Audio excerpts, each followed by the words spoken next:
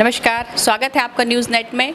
लोकतंत्र के इस महापर्व के अंतिम चरण में हम पहुंचे हैं गोरखपुर और इस वक्त हमारे साथ हैं यहां से सांसद और दूसरी बार प्रत्याशी रवि किशन जी। रवि किशन जी, स्वागत है आपका और आपके इस नए चैनल के लिए, न्यूज़ नेट के लिए आपको बहुत शुभकामनाएं। महादेव करें आप बहुत ज़्यादा आपको दर्शक मिलें और आपका प्रयास सफल हो चुकी है। आप एक्सपीरियंस जर्नलिस्ट हैं जी।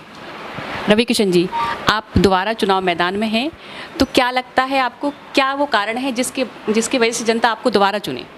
मोदी योगी जी, विकास और झूठ नहीं। जब प्रधानमंत्री जी ने जो कहा, उन्होंने 2016 में कहा था कि यहाँ पे फर्टिलाइज़र के इस कारखाने को मैं शुरू करूँगा जो बंद हो गया था, जिसको सपा की सरकार में बेचने की तैयारी थी, क्योंकि लोहे से पैसा बहुत मिलता है।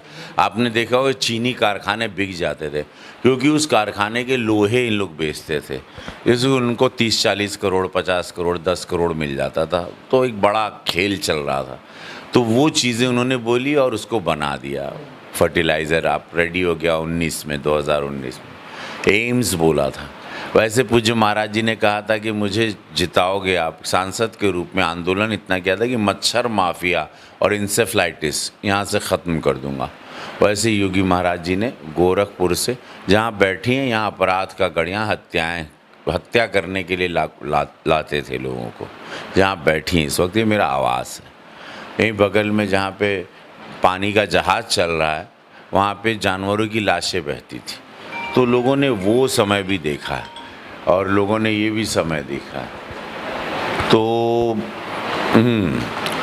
तो वही सारी चीज़ें और वो सत्यता गोरखपुर एक नज़ीर पेश कर रहा है। अनगिनत जहाज, नए एयरपोर्ट, रेलवे स्टेशन का उत्थान, रोज़गार, गीडा इंडस्ट्रियल एरिया, फिल्मों की शूटिंग के दौरान कलाकारों में रोज़गार की उम्मीदें, संभावनाएं बढ़ गई हैं। 150 फिल्मों की शूटिंग हम 5 साल में की।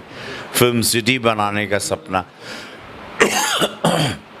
वो किया जाएगा। और सबसे बड़ी बात 4 लेन 6 लेन, बिजली, पानी, सारी चीज़ों के साथ साथ जो सबसे बड़ी बात है वो है बेटियों की सुरक्षा।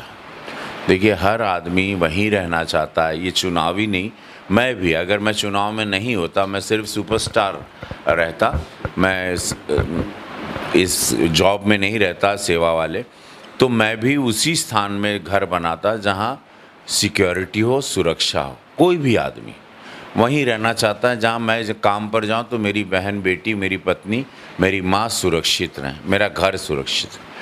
वो महाराज जी ने जो दिया है वो ऐतिहासिक है, अद्भुत है। गरीबों के ज़मीनों पे कब्ज़ा बंद हो गया। व्यापारी, पहले हम यहाँ 2004 में आए थे तो हवाई चप्पल पहन के जानबूझ के घूमते थे। लोग अपने पैसे नहीं दिखाते थे, लोग नई गाड़ी नहीं खरीदते थे क्योंकि रंगदारी का फ़ोन बच जाता था। हर व्यापारी डरता था कि आज किसका फ़ोन बच जाए।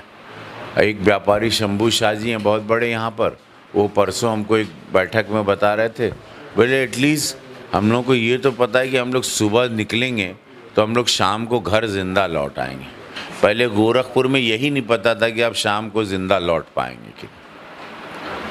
अपने पिछले कार्यकाल के कार्यों को आप कितने नंबर देंगे और इस बार अगर आप चुनाव जीतते हैं तो क्या प्राथमिकताएं रहेंगी? मुझे पार्लियामेंट से उत्तर प्रदेश का नंबर 1 सांसद घोषित किया गया है। सबसे ज़्यादा सदन देश की पंचायत में प्रश्न पूछने वाला, तो पार्लियामेंट ने ही हमको घोषित किया। प्राइवेट बिल, और मैं पहली बार का सांसद, और मैं कलाकार, और मैं सीख रहा था। मतलब समझ रही हैं आप, पहली बार मेरा कोई लेना ही देना नहीं था। पार्लियामेंट अफेयर बहुत टेक्निकल अफेयर होता है, जहाँ पे भारत के जितने बुद्धिजीवी हैं वहीं बैठते हैं। ब्रेन्स बोलते हैं ना, ब्रेन्स, जैसे वहाँ शशि थरूर बैठा है, असुद्दीन ओवैसी बैठा है सामने, एक से ज्ञानी विद्वान, कोई ऐसा नहीं है वहाँ। अपोजिशन में जब देखो, या हमारे में कोई 6 बार के माननीय सांसद, कोई 8 बार के, कोई मंत्री रहे हुए हैं, कोई लिटरेचर के, कोई डबल लिटरेचर है, कोई साहित्यकार हैं, कोई डॉक्टर हैं, कोई साइंटिस्ट हैं, वहाँ उनके बीच में आप बैठे हो। मोदी जी और अमित शाह जी पार्लियामेंट में बैठे हैं और आपको कुछ प्रश्न पूछना है, तो आपको समझ रहे हो। और लोकसभा के नियम कानून है, उसको रूल बुक है, उसको कहते हैं। तो बड़ा आनंद भी रहा। और उसी में 2 साल कोरोना आ गया, तो उस कोरोना ने बहुत कुछ सिखा दिया हमको। एक कलाकार और राजनेता के सामंजस्य को आप कैसे बिठाते हैं? बहुत डिफ़िकल्ट होता है, लेकिन बिठाना पड़ता है, क्योंकि वो मेरी ऑक्सीजन, मेरी सांसें कैमरे से चलती हैं। मैं काला कैमरा देखता हूँ तो वो जीवित रहता हूँ मैं, और उससे रोज़गार मिलता है, मेरा परिवार चलता है। तो ताकि फिर आप खाली राजनीति पे कोई गलत आपकी गंदी नीयत होती नहीं, राजनीतिक सेवा का भाव है, फिर हम यहाँ सेवा करते हैं। तो ये और ये बात क्लियर है, ये मोदी जी ने भी हमको कभी मना नहीं किया, न योगी जी ने मना किया। दोनों हमारे नेताओं ने हमको कभी मना नहीं किया कि काम मत करो। एक आत्मनिर्भर भारत का संदेशा बहुत युवाओं में जा रहा है कि आप काम अपना मूल काम करके भी आप सेवा कर सकते हो। ज़रूरी नहीं कि 24 घंटा कुर्ता पहन के पगलाए घूम रहे हो। घरों चलाना है, मानो बड़ा पत्नी रो रही, बच्चा भूखा मर रहा है, और तुम एकदम वो भी अत्याचार भी नहीं करना है। मोदी जी सिखाते हैं बैलेंस करो। मेहनत ज़्यादा होती है, लोग नहीं करना चाहते, हालत ख़राब हो जाती है, रात में हम सोते नहीं, हम बेहोश हो जाते हैं।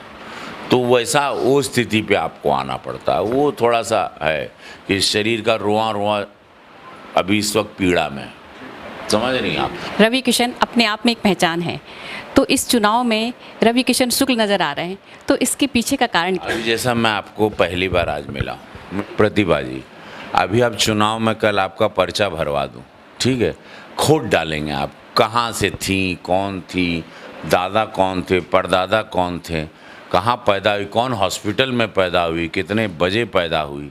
मेरे राजनीति है यहाँ आओ तो स्कूल, गर्ग, गौत्री, मामखोर, बड़हलगंज पूरा निकाल दिया। गर्ग ऊपर स्वर्ग, नीचे गर्ग, धोती ऊपर सुखाला, ऐसे सब सिखा दिए हमको, हमके भी नहीं मालूम रहा। इस चुनाव में इस बार बेरोजगारी एक बड़ा मुद्दा नज़र आ रहा है, और तो युवाओं के लिए आपने यहाँ के रोजगार के लिए क्या सोचा है? अरे ये विरोधियों के ड्रामे हैं। बेरोजगार पलायन करना लोगों ने छोड़ दिया। गोरखपुर का बच्चा बाहर नहीं जा रहा है। सब इन लोगों के झूठे शगुफे, झूठे ड्रामे हैं इन लोगों के, सब बम है। जितनी पहले बोलते हैं महंगाई होगी तो कमाई भी तो बढ़ गई। हमको तो एक व्यापारी बोले क्या करेंगे, आप बोले महंगाई रहने दो, आलू इसकी उसकी, जिंदा तो घर लौट आ रहे हैं अपने बाल बच्चों में।